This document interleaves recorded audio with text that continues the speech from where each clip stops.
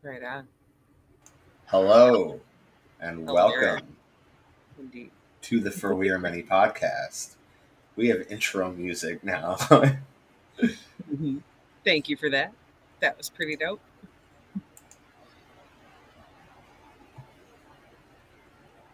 All right, so welcome to the current event stream. My name is Rob. And my name is Tricia.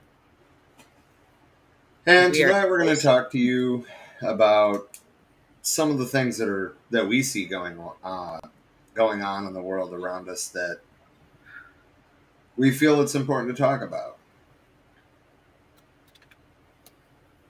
Indeed. Also, for example, current event stream.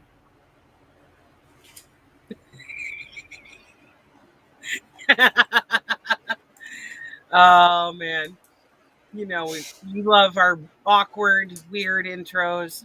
Here we are. I know, right?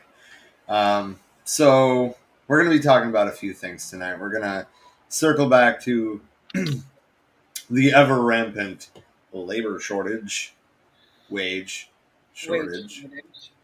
And with that, we'll be talking about strikes, and we'll be talking about supply chain issues, because it all ties together. It all comes down to they don't want to pay us. Any of us.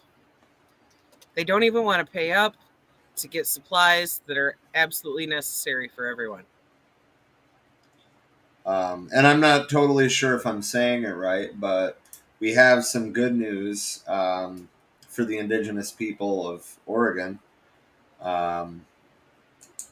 the occupied state of Oregon, I should say. But the Siletz River Confederation of indigenous tribes has made some pretty significant. They've won some pretty significant grants that will allow them to save the river and in turn save the salmon. So that's pretty exciting, and we'll talk about that more when we get there. And then we've also got Cuba, of course. You know, they're right off our shores and they're commies, so they're always on the stream, aren't they? We've talked about vaccination in Cuba a few times, but they have hit 100% with the first dose. And from the sounds of it, pretty damn close to 100% with the second dose. So that's significant. Absolutely. I'm also not sure how much info is available about the plans between Cuba and China for Cuba's involvement of China's Belt and Road Initiative. But if we're able to find anything, then we'll talk about that more too. And last but not least, I'm not sure how much we're going to talk about it. It depends on if Mako shows up tonight. I think we might have started a little late for him, though. Possibly, yeah. If not, it'll just be a short thing touching on it, because I want Mako to be the one that ultimately talks about it. But the Battle of the Wabash. We recently had Mako on to talk about Elahi Spirit Runners' 300 direct actions. Well, direct action number 300 is the anniversary of the Battle of the Wabash. So Yeah. Again, I'd like to have him dive deeper into it, but we can at least talk about what happened at the battle. Right. Um, According to Wikipedia, it's the one of the most humiliating defeats that the U.S. Army has ever faced, and it was the biggest by Native Americans. Hmm. Huge success there in them stopping them from moving further into indigenous territories at the time. Right. Which one do you want to talk about first, Trisha? You pick. Hmm. Let's stop. Let's dive into the vaccinations in Cuba here, because Okay. that one has me really intrigued because they started their vaccinations months after we did, May and 7th, they started. yeah, so you know they've they've caught up and superseded where we're at very quickly. Um, I've got an article up here from Grandma, and Before you dive into that, I just want to take a brief moment to talk about their overall um, vaccination numbers. I'm going to share that with you. So the most recent is October 29th, which is obviously out of date anyway, because but more it's than still 80. a few days earlier than the numbers quoted in here from the 24th. Cool. Right on.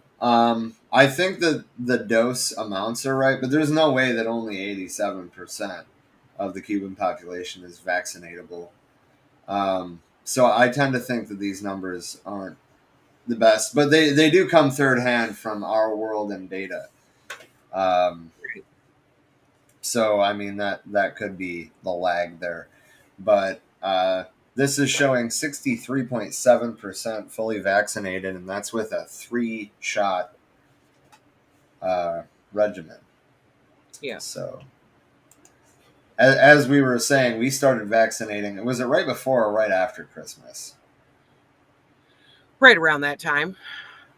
Yeah, it was either like a couple days before or a couple days after. But the point Hmm. is, we started almost 6 months ahead of them. They didn't start till May 7th, and their current vaccination rate is 63.7% fully vaccinated on a 3-shot regimen. Here in America, we are sitting, and pretty much have been for quite a while, at 58%, 58.4% right now. We've been in the upper 50s for weeks. Right, 58.4% fully vaccinated right now, and that's with a 2-shot or even a 1-shot. right. Participation matters, people. Like, you know, people talk about reaching herd immunity, and the only way that's actually going to be possible is with a shit ton more people taking part. Um, Right. this says here that 100% of Cuba's eligible population has received at least the first dose, thanks to an intense mass immunization campaign. According to the Ministry of Public Health, as of October 24th, it was 9,805,148 Cubans have been administered at least one dose. 8,807 or 808,197 had received the second dose, and 6,744,499 of them have had the third dose. So a total of just over 7 million Cubans have gotten, the full 3 doses, 62.8% of the population.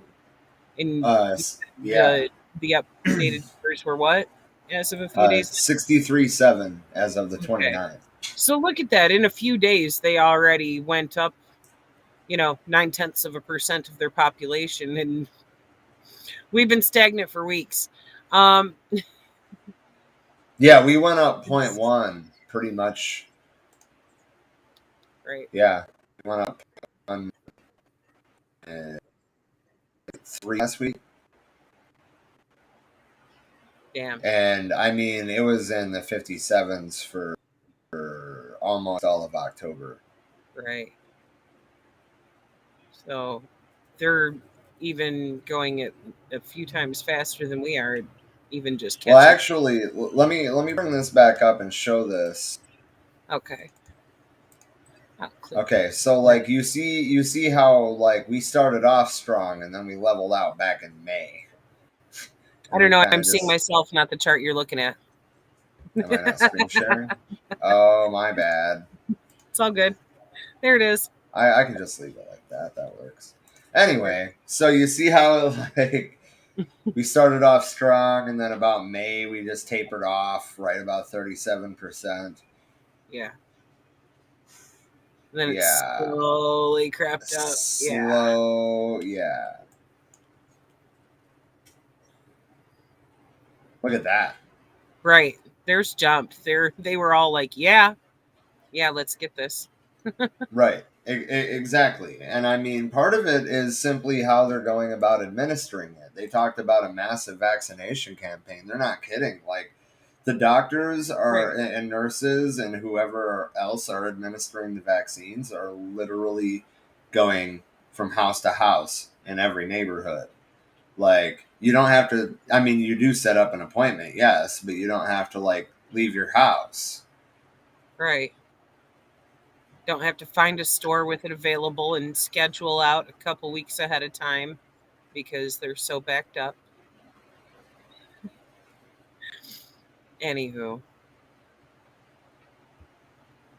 that's one thing I find funny too, because they've got a couple of different forms available.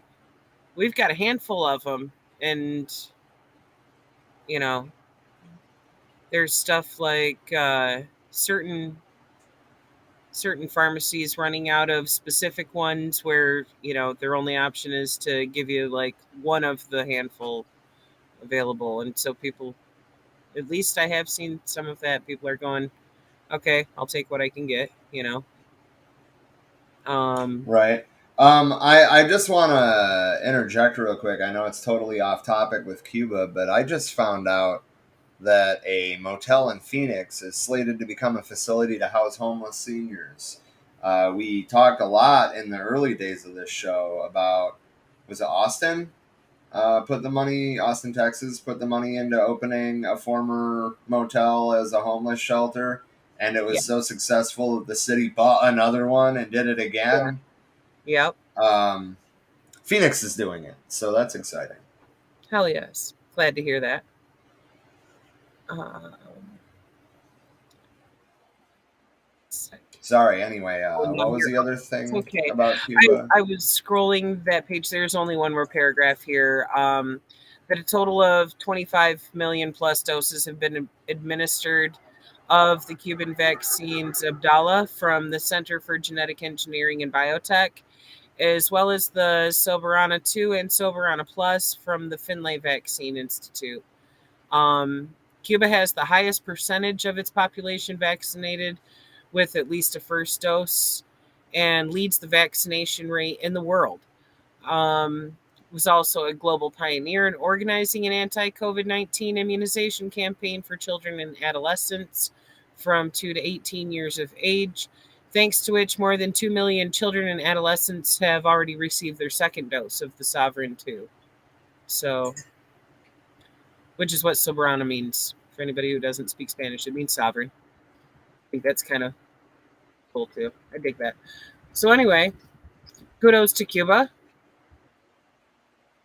getting shit done. Oh yeah. How, I am googling real quick about trying to find information on the BRI, and I was hoping to find something from Cuba, but I'm only seeing stuff um, from China. well, give me a second to scroll through the headlines here in Grandma, and I'll see if I can find anything. Well, this appears to be. Never mind. This is like a. There's better sources than that. It loaded and it didn't look all that reputable. I'm just like, yeah, moving on.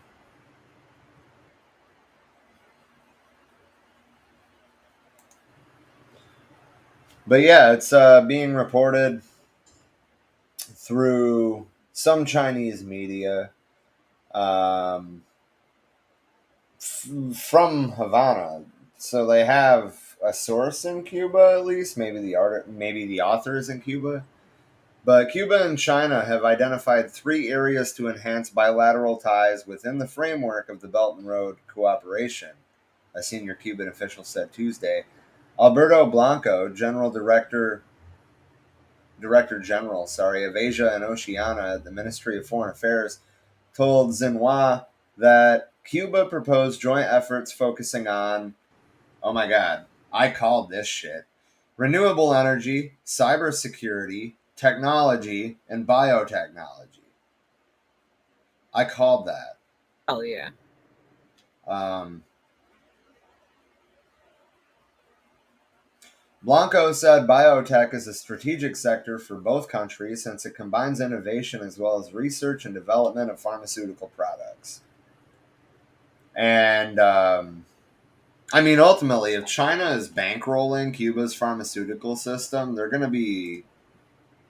I mean, if they bankroll it like it should be, I mean, look at what they've done with zero money. They've put doctors on the ground in every fucking country. Right. Now imagine if they can equip those several thousand doctors on the ground in every fucking country except for the U.S. Right. Look at what Which, they by can the way, do. that's not because they won't do it either. They offered to send a brigade of doctors after Hurricane Katrina, and the Bush administration said no. It's Even sad. though, even though they probably would have been there on a Cuban ship in fucking less time than it took FEMA to get a semi truck of water out there. Right. Because it only takes a few hours to make that boat ride. Just saying. We're talking 90 miles.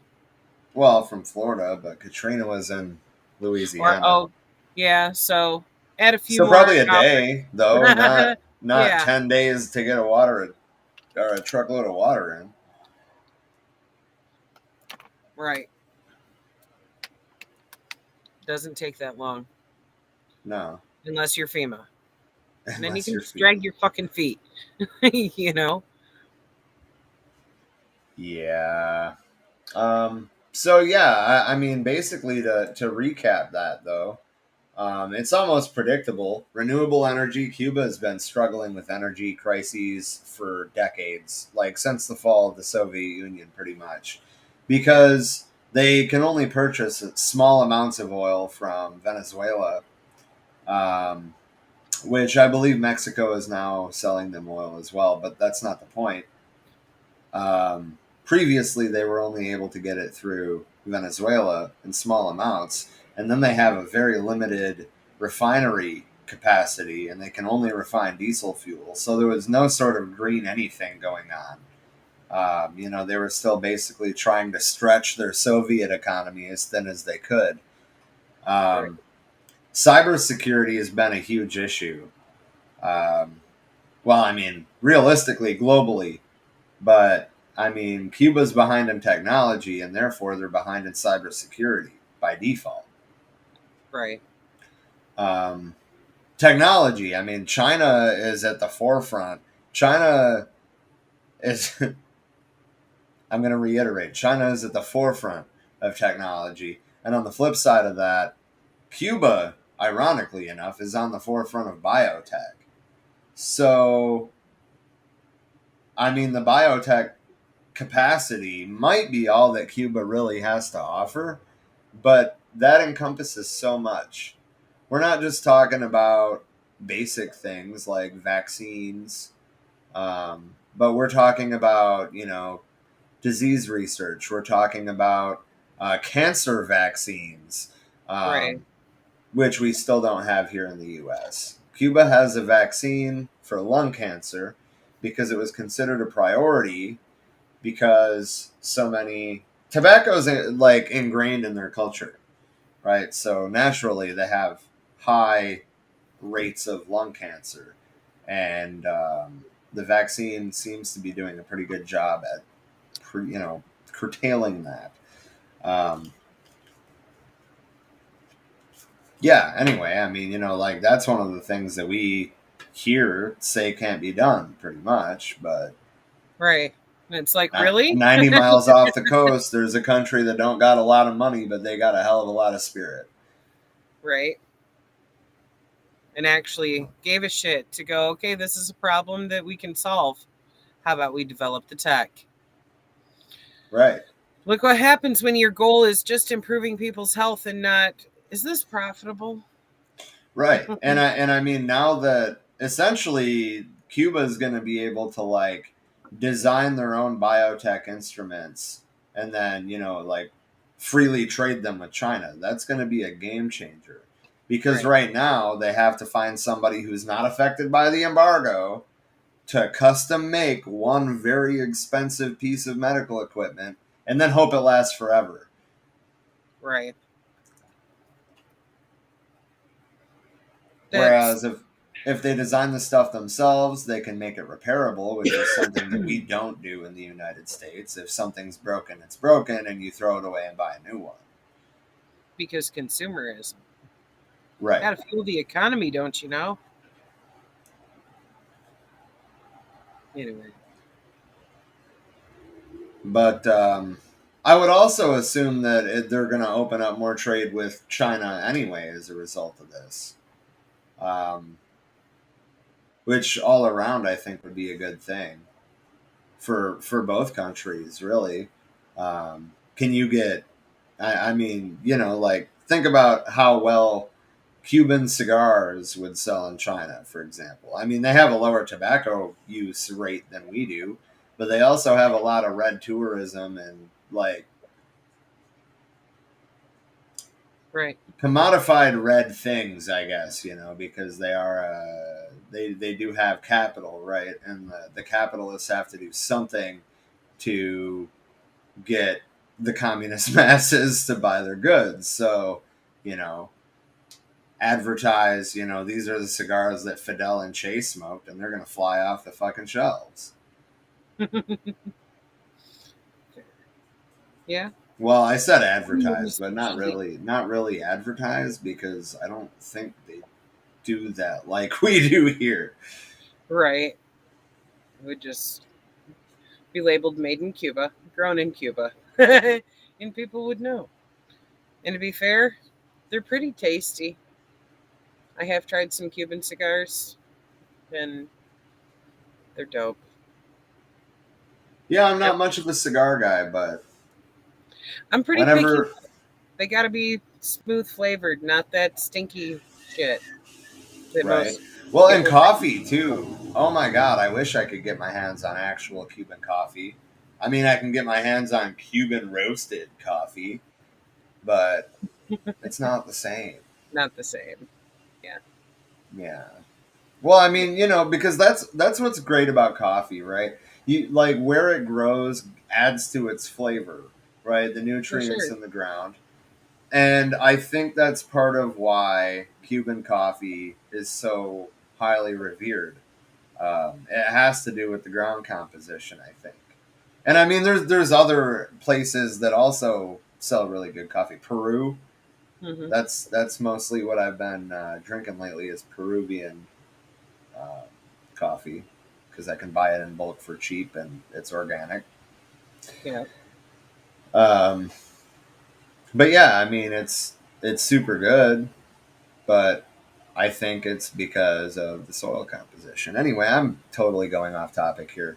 Point is, Cuba could sell coffee on a global market. Cuba could sell cigars on a global market, as well as, like they can ramp back up production. The only reason the production ramped back down so hard is because of the special period at the fall of the Soviet Union. Right. So, if they have green energy, Right. they can Unlimited do they can potential do there. stuff with it. Right. And I really hope to see because I know that China has put a lot of research into solar desalination, right? And Cuba is an island nation. It's surrounded by seawater. I mean, there should never be a water shortage in Cuba, especially with rising sea levels. Um, so I would hope to see. I would hope to think that that would be lumped in under renewable energy, but Right. we'll see. But that's just like the preliminary game plan, too. I mean, we don't know how they might fine tune it. I mean, we're talking about two communist parties.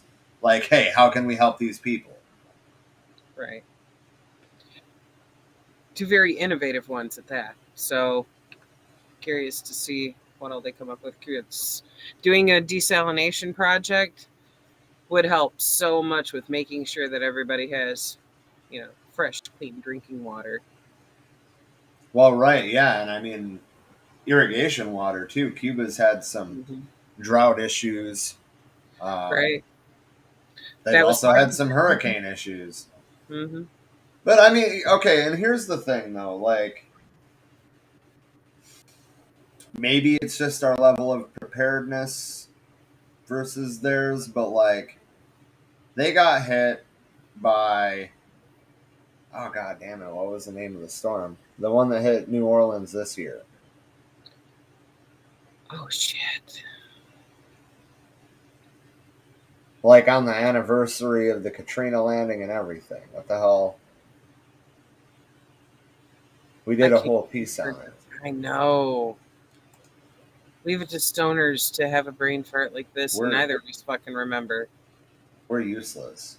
We're bad with names. Ida, Hurricane I, Ida, okay. that big bitch. Um, so they Cuba got hit by Hurricane Ida as a Cat 2, I think. Um, and I mean, okay, so like obviously that's not the same as being hit by a Cat 4, right? But there was like no deaths, no injuries. They evacuated a whole lot more area than they needed to just to be safe. Right. Point is, there was no deaths, no injuries with 100-mile-an-hour winds whipping through, right? And part of the reason that they don't flood, like, well, I guess to be fair, New Orleans is its own fucking thing. I'm not even going to try to dissect that right now. But part of the reason that Cuba doesn't have flooding and runoff issues like we do is because the revolution, like, tripled the tree cover. Yeah. That's a lot of roots holding the ground together. Yep. Makes a huge difference when it comes to, is your land going to wash the fuck away in this storm? Right. Most of our coastline, though, is overly developed. Of like, no, Yep. we'd rather have beaches and they're like covered in hotels and, you know, beachfront houses, and then we can truck some sand in to fill it in every couple of months and try to keep the beach still there.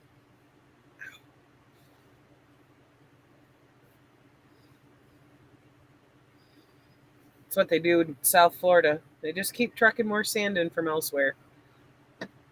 Yep. Yep. And that's not sustainable either. Not at all.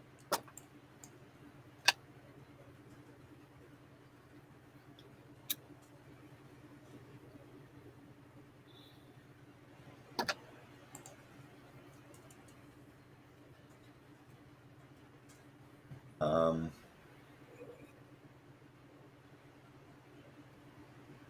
so I do got a little bit of a video to watch here, if that's cool with you. Awesome Um, sauce. this is going to transition us into uh, the labor shortage. Wage shortage. Yes. The capitalists don't want to pay motherfuckers for their labor shortage. Right. From the heartland to Hollywood, from coal miners to healthcare workers to film. Crews. We begin tonight with the increasing number of American workers prepared to walk off the job.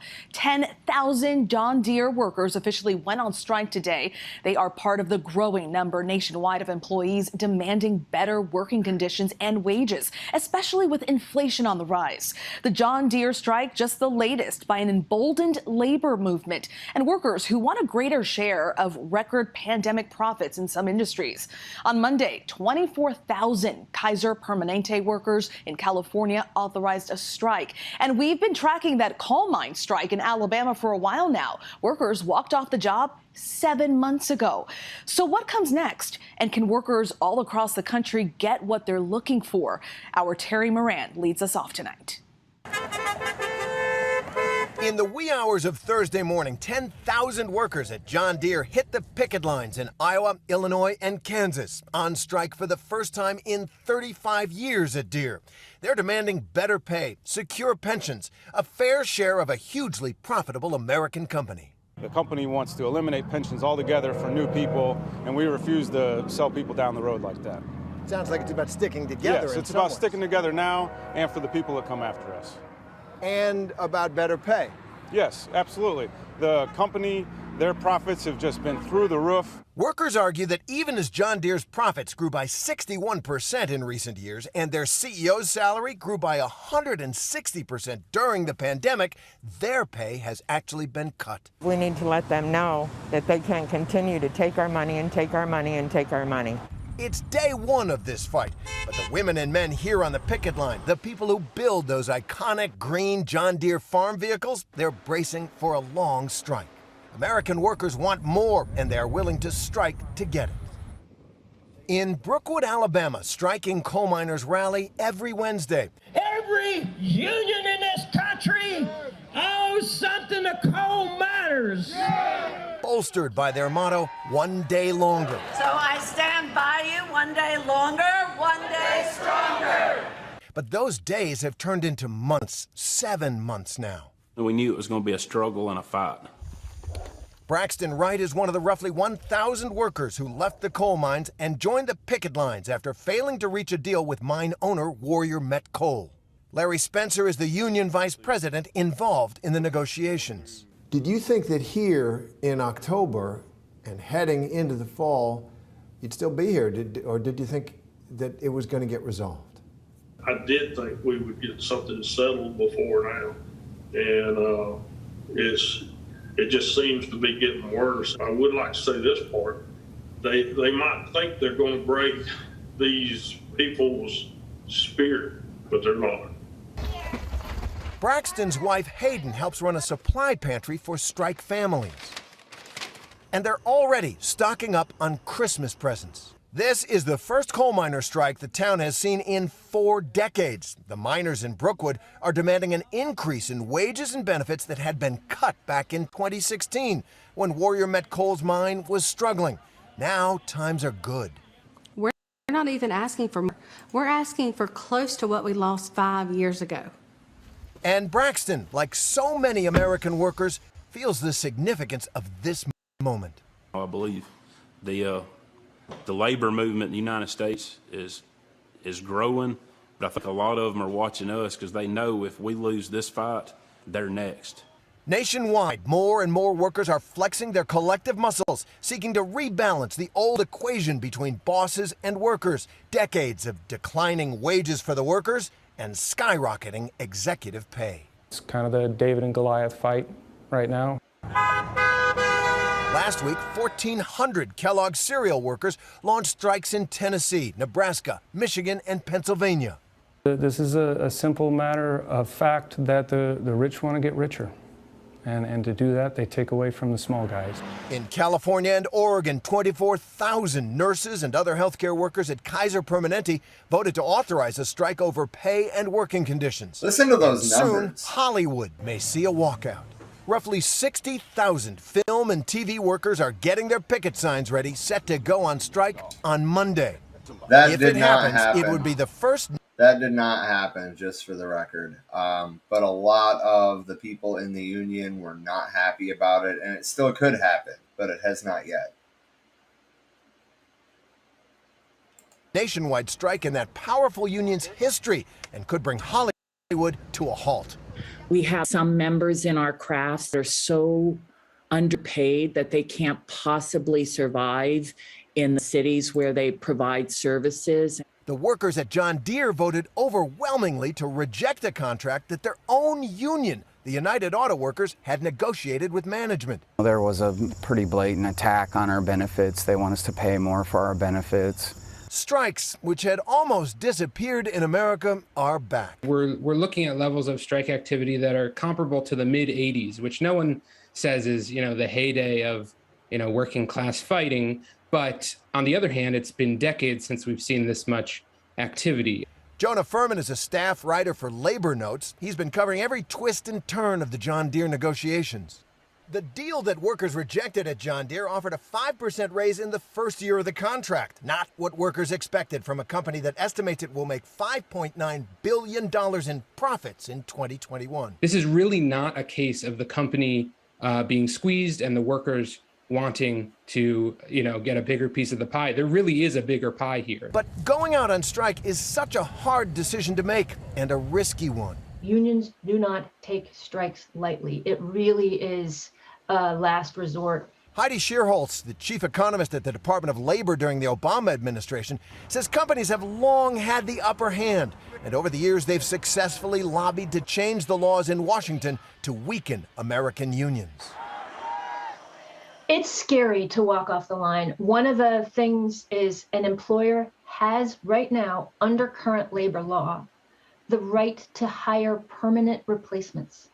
And so once the strike is over, if an employer has hired a permanent replacement, what the person who went on strike has to sort of go to the back of the line. Companies are pushing back publicly against all this strike activity. A Kellogg spokesperson saying their proposals have been, quote, grossly misrepresented by the union. Being away from work puts our people and their families in a difficult position and can create financial hardships.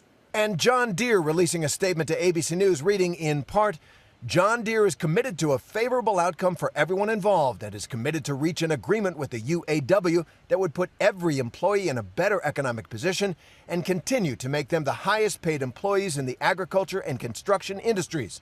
Our immediate concern is meeting the needs of our customers. And in a statement to ABC News, Warrior Met Coal wrote in part, we remain steadfast in our belief that the 8 proposals given to the union are fair and equitable. Warrior Met Coal provides some of the highest paying jobs in Alabama. But on the growing number of picket lines in Brookwood, in Moline, and across America, it's about more than money. It's about respect. So, yeah. I felt like it was a pretty decent video to kind of sum it up. Of course, it kind of has some liberal mindset in there, but they're even kind of starting to bring a class analysis to it.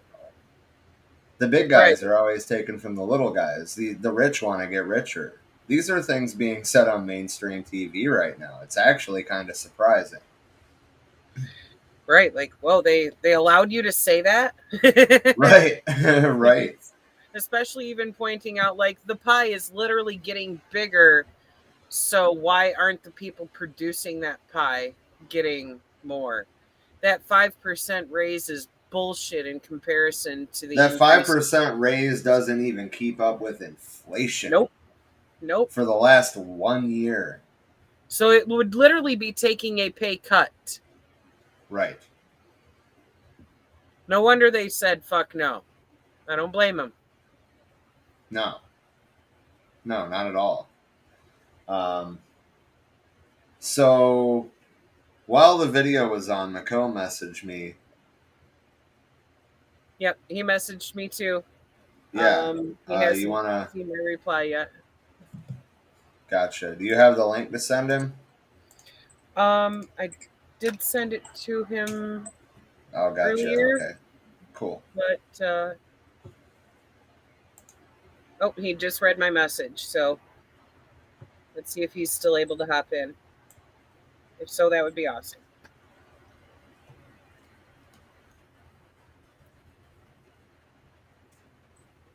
So, and I'm going to show one more, not another 10-minute video, obviously. But I'm going to... Oh, hey. Sounds like he's here. Right on. Yep. Hello. Hello. How's it going?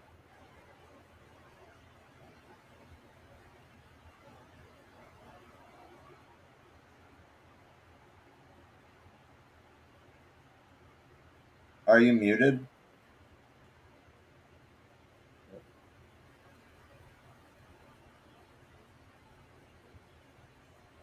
I can't hear you.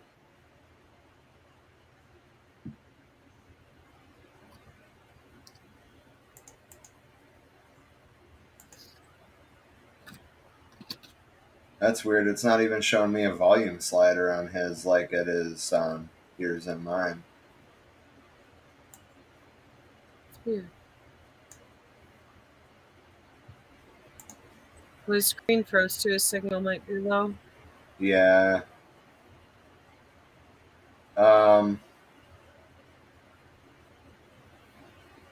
I seem to have lost the video that I wanted to show. But there are literally hundreds of ships at the ports all around the world, really, that are backed up. We're talking hundreds of ships backed up at each port. And Joe Biden acts like the LA port being open 24 hours a day is going to miraculously fix that. It is not. It is nowhere near enough. That's like, an aquarium springing a leak and trying to put a Band-Aid on it. Right. That's never going to hold. Never going to hold. So be mindful of this when you are, preparing for things that you want to order for. I mean, they stress Christmas, but things that you might need in general. Right. These supply chain issues are getting worse and worse, and it's for random things mostly right now. But, I got my guitar amp back from the shop today, and the guy was talking about how he's been waiting forever for parts. Things that usually arrive in a week are taking, 4 or 5 months to show up. And this is just the beginning of it actually affecting. And then when we actually do unload these ships and get the stuff into the warehouses, well, now those warehouses are full. So where's the shit from the port going to go if we don't have truckers to take it from warehouses to distribution centers or grocery stores or your front door or whatever? It's almost as if these companies should, I don't know, give the people working in these warehouses and driving the trucks a raise. Right, which, they have been. They've been offering more and more money, but it's still crumbs in the grand scheme of things. Right. It's not enough, or they would have the labor there. Right. And just to be clear, a raise doesn't cover it. A raise, a stake in the company, an equal share of profits, and equal, share of the wealth they're actually producing. And better working conditions. Yeah. Yeah. Across the board. Warehouses are miserable. I can only imagine how miserable port work is. And trucking, the health issues that come from sitting that long, being away from home for potentially weeks at a time. It's just showing how unsustainable our current supply chains are. Yeah. Which, there's been a lot of people warning about that for years. Well, people didn't want to listen until it actually impacted their ability to buy shit. And now they're tripping about Christmas presents when this has much more capacity to actually impact people's ability to survive when it comes down to once these ripples start hitting the food supply and things like that. Right now, we're talking about car parts or guitar parts and things like that. What about when it hits the shit that you actually fucking need to survive? Right. Which, obviously that's not going to be produce yet. But I was talking to you, I think it was yesterday or the day before or something, about how here in Arizona we're cutting agricultural water supplies first, and our first ever water restrictions, right? Instead of golf courses or like being like, hey, don't fucking water your lawn, or Right, you're in the desert, you don't need a lawn, and fuck your golf course that should be a food forest. exactly. Agriculture is the one place where we should not be cutting water access right now, because we actually need food. Right. We don't And I need mean, golf courses. right, exactly. And I mean, you know, like this is one of the places on this rock, I guess, where we can actually grow food year round, and we're totally fucking that up. Right. And I mean, it's not like we just make food that's consumed in Arizona, but I don't know about you guys, but like, you go to the grocery store and you see empty fucking shelves, which is also almost humorous. You know, people like Houston supermarket with Venezuela vibes. No, dude, this is capitalism, Yeah. not communism. Right. Don't you dare point at a problem caused by capitalism and try to be like, this is what socialism must be like. No. This is Right. a direct fucking result of capitalist exploitation. Right. And I mean, like, it's been affecting. I work in food service. I'm sure you all probably know this. But it's been affecting, like, whether we can get cups or to-go containers, right? And I mean, like, we had to take steak off the menu because at the price point that we had it at, it's just not at all profitable. And we're not going to take a loss to sell a chunk of meat. And we weren't even selling, like, good steaks. We're selling, like, sirloins. Oh, God. And it's too expensive to keep on the menu at $15 for 4 sliders, which is a steak, or $13 for the sliders and $14 for the meal. Dude. Yeah. And that's at a fucking private club, you know? Yeah. And like, really, like, if anybody could afford to pay a higher price point on their steak, it's the members of that club. Right. Which, I mean, honestly, the quality of the steaks that we've been getting, because we kept getting cheaper and cheaper stuff, trying to just keep it on the menu so the members didn't complain, but it's just not happening. Yeah. And I mean, food prices I don't are know. exploding. What? Food prices are fucking exploding. Yeah. And I mean, if 2020's inflation was 5.4%, what is 2021's going to be like? Because this year I've seen it in real life at the grocery store. Right.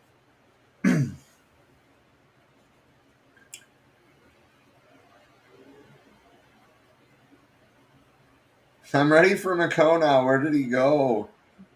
I don't know. Also, I don't know if we're gonna. I believe the plan is still for us to help co-host it, but Left Signal Boost is doing a Lefties award show, right? Which is more or less for fun. The idea is to expose each other to other leftist content. A whole bunch of the nominations are closed. Voting is about to open. That's going to take place in the Left Signal Boost Facebook group. And, well, we're up for a couple. I forget which ones exactly. But there's a whole bunch of familiar channels on there. Rev Left Radio, for example. They're nominated for a couple. McCo is back. This is good news. Right on. Hello. Hey, greetings. Hey. Can you hear me now? Yeah, I can. Great.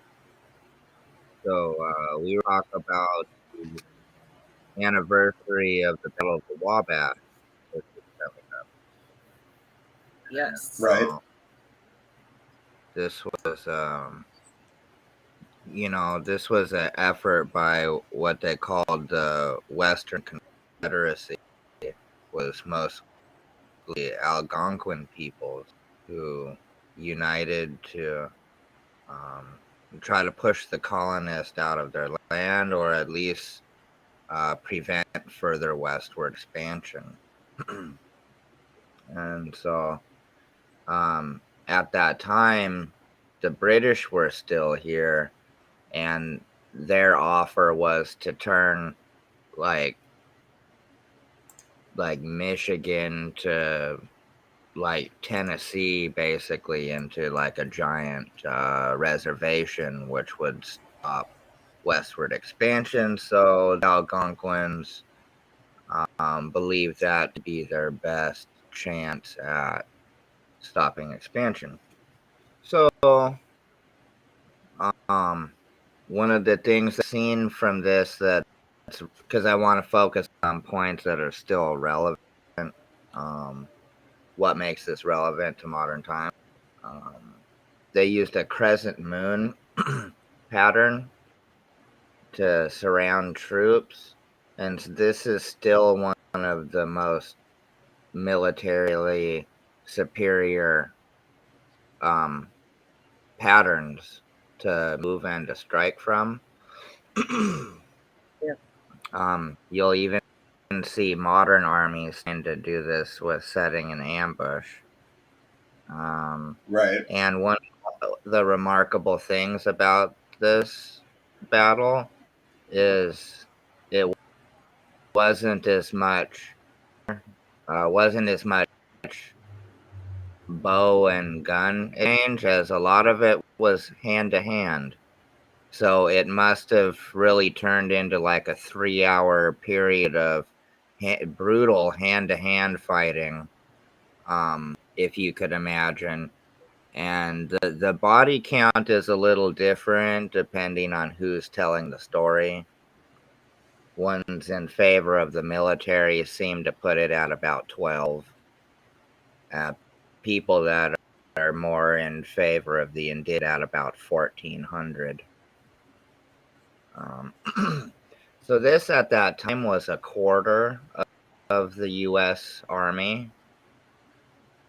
And when they were defeated, it was so bad that the U.S. decided to make a new army at that point in time. So it was almost like as if they essentially defeated the U.S. Army. Yeah. According to so Wikipedia, sorry, I was just gonna add on that according to Wikipedia, it's one of the most humiliating defeats that the U.S. Army has ever encountered. So that says a lot right there. Yeah. Right. Yeah, and so I don't think they really want people to know that, you know. Right. Because it Yeah, I've doesn't never go heard along about with it the until you brought story of it up. white supremacy. Right. So point number 2 that's still relevant is at the end of some of these battles, and you'll see what months they're in. Like example, this one's in November in the north. So things militarily for us are dependent on the seasons, because we don't have a standing army that perpetuates war all the time. That's a colonial thing. Indigenous peoples are more like agrarian cultures, and they have to take care of their families during the winter. They have seasonal responsibilities that prevent them from constantly making war like a colonist would. Number 3 that's relevant is the story of the unity involved. To politicize this, we should see that when we get together, we win. So this is overcoming the tribal barriers I talked before about how Kwame Ture was pointing out the limitations of tribalism. And so this is an example of where indigenous peoples overcame that to come together. And so looking at some of the greatest victories, because the other one is Little Bighorn too. So let's just take those both real quick and notice that these victories were made up of pan-indigenous alliance, if you will. Yeah. So that's what Elahi Spirit Runners are doing now, you know. Politically, it's not that complicated. There's a lot of reading involved, but there's something special going on at Elahi Spirit Runners. You should check it out. Another thing is that this reminds us that our ancestors fought back, because they're trying to get us to believe that our ancestors didn't fight back. And I even feel that way sometimes. When I look around, I'm like, dang, look at this mess I inherited, you know? And so I have to remind myself, even, like, look at these times that our ancestors fought back. You know, this Battle of the Wabash, that was like, they put everything they had into it. The leader before leading up to this, the Shawnee war chief, was called Cornstalk. And he said something like, oh, like we must fight and we have the chance, or something. And so it was saying, like, you know, commit to this effort to remove the colonist.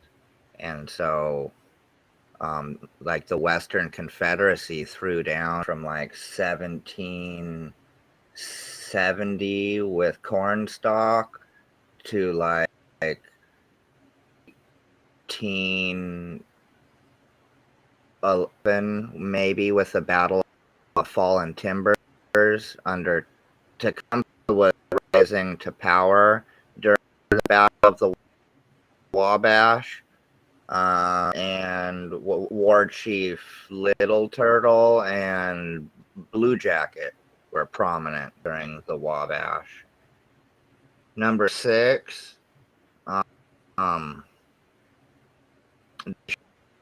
betrayed us and closed us. To politicize this, I like just all these betrayal, right? This pattern of betrayal of the indigenous peoples. And, you know, with Elahi Spirit Runners and this point in time in general, it's another chance for people of Europe on the right side of history. You know, try to get some redemption. So you got to get on the right team this time. You got to pick the right team. Right. And that's but yeah, that's basically the notes that I have. I've been super busy. I'm overworked, and it's a good contribution.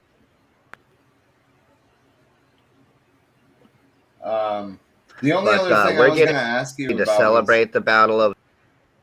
Okay, go ahead. I thought you were done with the Battle of the Wabash, but yeah, go ahead.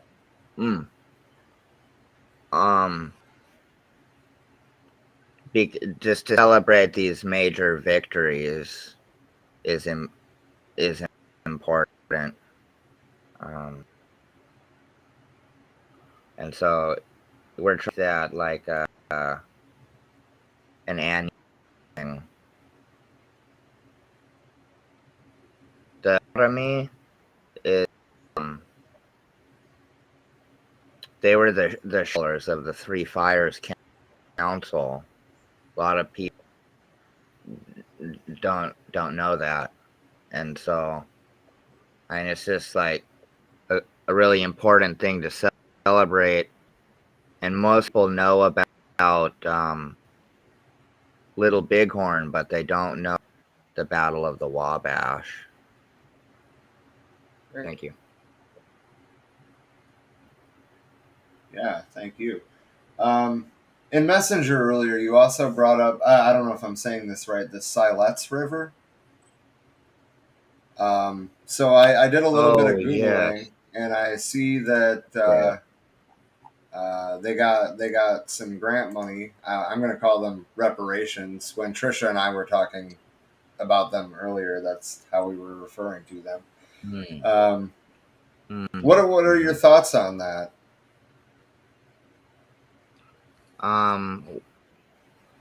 What? Forgive me, I'm so busy. What was the money awarded and when? Hold on, let me pull it back up. I have it in our chat right here. It was mostly about wetlands restoration and water quality. Yeah. Yes. And it's quite a few tribes, actually. I was pleasantly surprised reading through this. And there's a bunch of grants too. Like one's they're almost all $100,000 dollars. And do you have the date? Let me screen share. Yeah, Oregon. Yeah, do you have the date on it though? Oh, date. Sorry, that is October 28th. So yeah, that's really profound.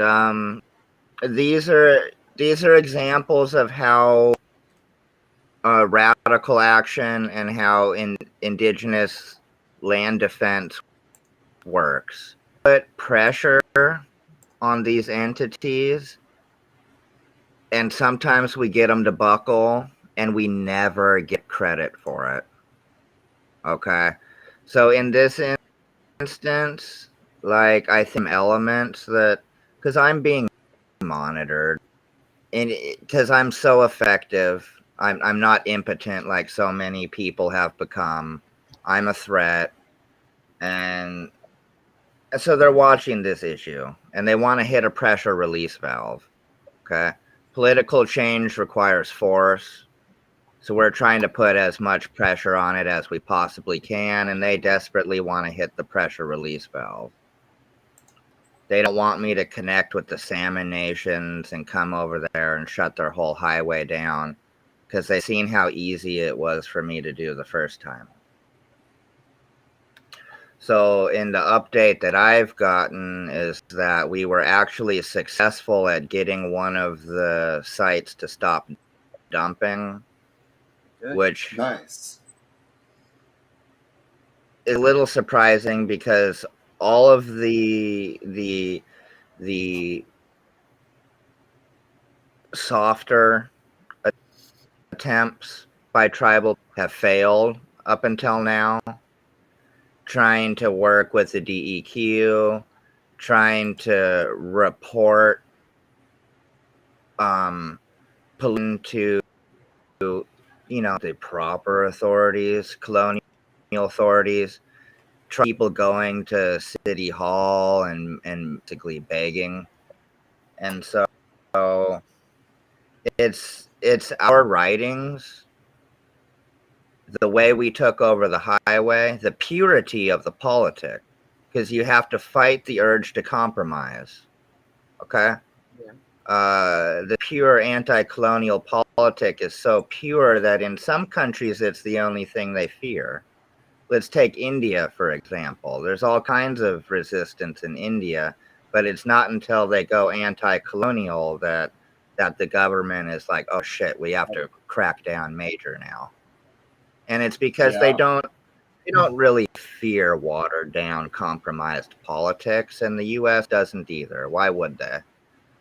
So you had a group of tribal people that kept basically trying to kiss up to the oppressor and ask nicely for all these years. Nothing changed. We come in, threaten shut down the highway, things start to change, then we make good on it. We risk our personal safety and we shut the way down, although it briefly. We demonstrated, you know. And the odd thing about that is, like, even the police were like, where's the rest of you? Like, and how did you pull this off? Like, they expected me to have a mob of people up there, and then part of it was like, dang, why don't you have a mob of people up here? If it's for the salmon and you want, you know, it's almost like they were like wanted me to really execute that with excellence. Which is interesting to note, you know. And then we were left with this situation like everybody here loves the salmon, so where does that leave us? You know? Yeah. Which one of the grants specifically mentioned, well, a lot of them mentioned the salmon actually, but there is a $100,000 wetlands grant to the Confederated Tribes of Siletz Indians for habitat improvements to help support juvenile salmon and lamprey. Interesting. Yeah. And so we would like to see, you know, funding go to the grassroots level too. Because the tribal councils now is basically like a neo-colonial thing. They were always set up to divide the people, and they don't act in the interest of the traditional. So, although that's good, and I hope that a Department of Natural Resources uses it well, I hope science aids them in that, I'm still skeptical, which is why I would like to see people bolster grassroots indigenous efforts, because those are not the same. Is this something you would classify as astroturf? Not necessarily. I think it's more going to be more of a neo-colonial situation, where they're going to want to make it look like, you know, people who look like us. They're going to put like, you know, like a Obama or a Kamala Harris kind of situation. It's like that. It's might even be like a little bit of a nationalist bourgeoisie kind of thing, where they've made themselves a separate class, right? Either through education or through their proximity to the oppressor. So they don't always act in the interest of the land or yeah, the more poverty-stricken amongst us. I hope they do. That was more or less my thoughts on it too. Is I really hope that they do good things with it, but I'm always skeptical. Right. Right. Yeah, that's. I think they're hitting a pressure release valve on that one. And I think eventually it could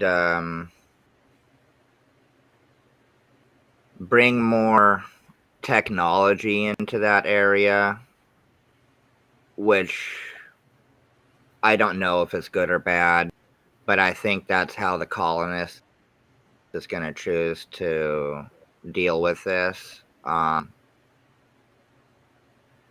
You know, some things that are tried and true that could be implemented are composting toilets.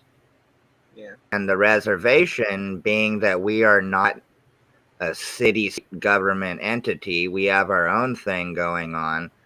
We could spearhead that effort in composting toilets, Whether we will have the back and the fortitude to do that, I don't know. I'm skeptical. But this is where we could use our sovereignty to make some really revolutionary changes, physical changes, not just merely symbolic change, but, so that could eliminate millions of the use for millions of gallons of fresh water.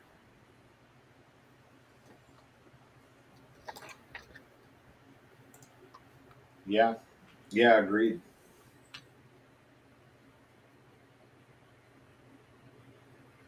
Yeah, and I know some circles have been talking about this since 2012, and so it's really just time to implement it. To shit or get off the pot, no pun intended. You go. Yeah.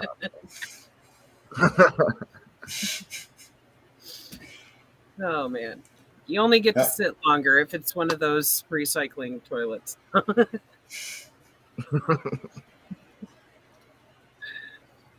Oh man. All right. Well, I think that brings us to the end of our list. I just want to thank you for taking the time out of your day to come on here and keep us up to date. And really, your perspective on it is a lot more in depth than ours could be. So I appreciate your insight whenever we get it. Honestly. Same. Yeah, so I mean, the short of the Siletz River thing is that confrontation will get results. We could get almost immediate results. But people need a new political training and give you that at Ahi Spirit Runners. And people have to humble themselves because there's ego and people think that they know. But you really have to humble up and learn from people who've made a lifestyle of it day in, day out for a decade. And then I got mentors that were higher than me. I have a mentor with like 40 years of experience in major revolutionary parties. So, I don't know, just check it out. We got some good stuff. We used to be able to, before COVID started up, we were changing wildlife policy almost at will. And so it's not really like in our interest to reform, but all those people could take note. Sometimes politics is like bargaining. You feel me? And if you're bargaining with somebody, you don't start low or start in the middle. You start all the way in your favor, as far as you can possibly go. Yep. Okay. Yep. Starting from a compromised position is just impotence in and of itself. Right. Right. As Sun Tzu said, use normal force to engage, use extraordinary force to overcome. So this promotes the confrontational politic. Anyway, thank you for your time. Red Power. Thank you for your time. Thank you.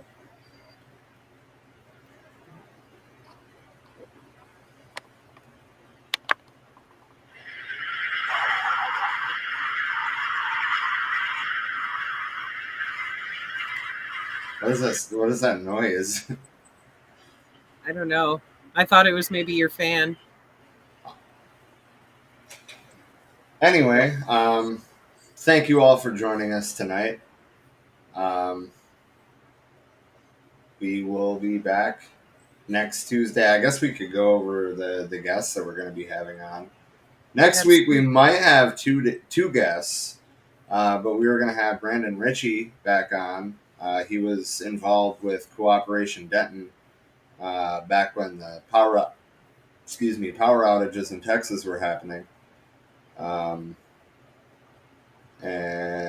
we will possibly also have on Joe McKenzie, a friend and comrade out in Australia, to talk with us about what's been going on out there with the anti-mandate protests that have been going on, the anti-vaxxers losing their sanity if they had any to begin with. Temper tantrums. Yes. That is causing a lot of havoc for everyone else out there. That situation's getting very complicated. So with Brandon, a little bit of that conversation is going to be about what he's doing now, because right now he's working for a charitable organization, helping people in need get health care. But we're going to be talking about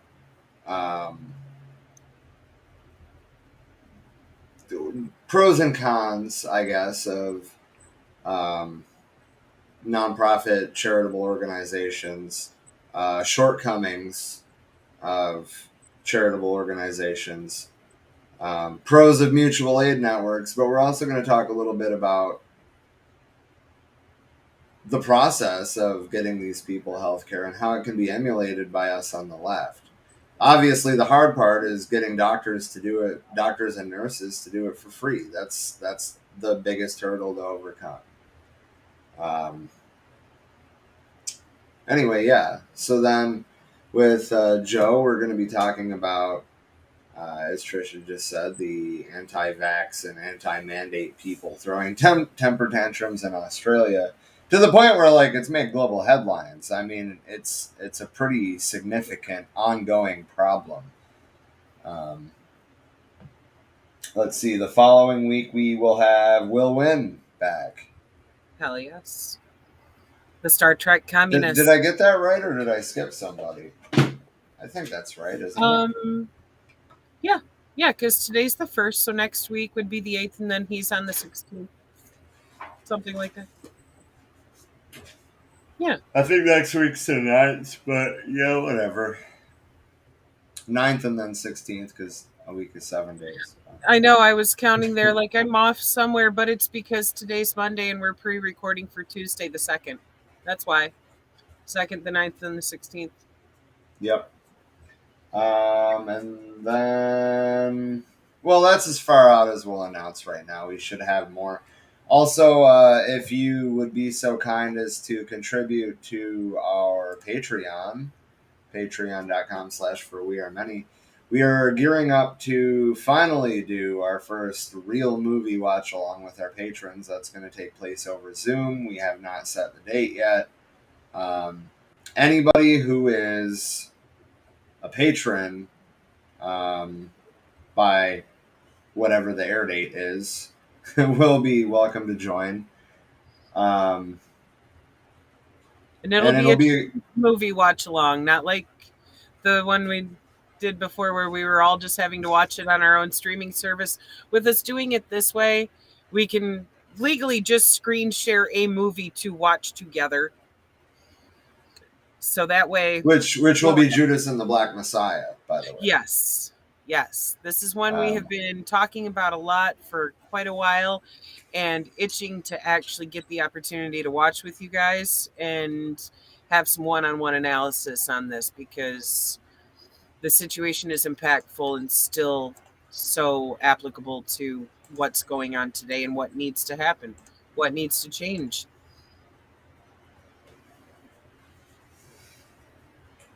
Agreed. Until next time, friends, I think that's all I got. Indeed. Same. Can't think of anything else other than keep your eyes open for some more segments coming your way soon for Emma Goldman's Anarchism and Other Essays, Eldridge Cleaver's book, Soul on Ice.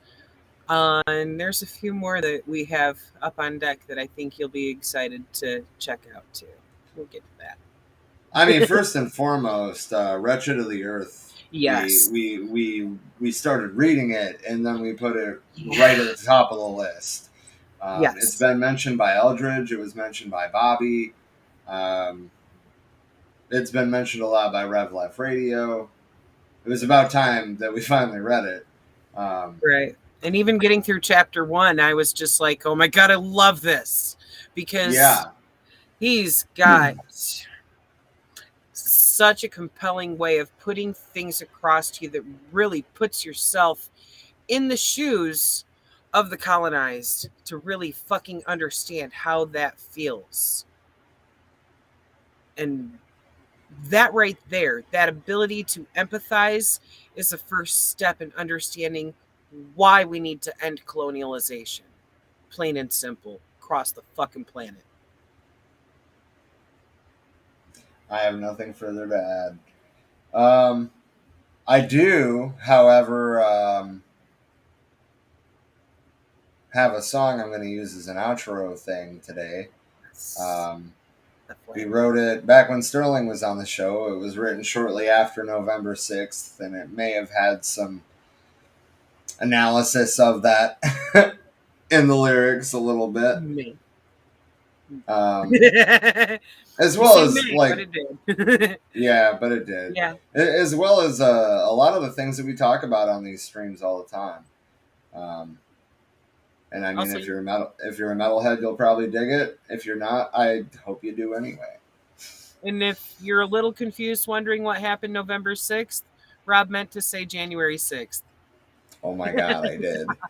Election day, the Trump insurrection, it's the same thing, right? Roughly, yeah. I mean, January 6th was just them crying about, we still don't believe that we didn't get enough votes. Oh, yeah. Soft. The soft and weak. Can't handle. Anyway, here is the untitled song that we currently call Fwam Bam. Have a good night.